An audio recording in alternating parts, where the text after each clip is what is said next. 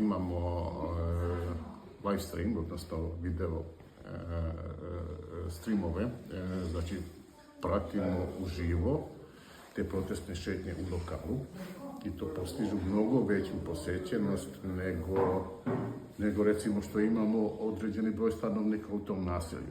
Znači, stvarno je veliko interesovanje.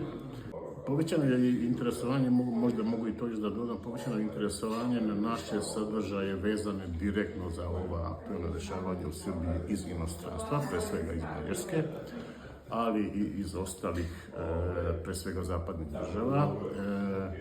Mada ne znamo tačno, ali osnovana je pretpostavka da je to u stvari naša dijaspora.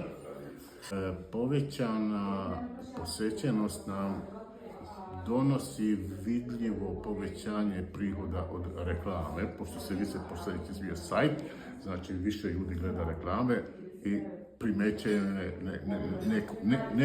neko određeno povećanje te vrste prihoda.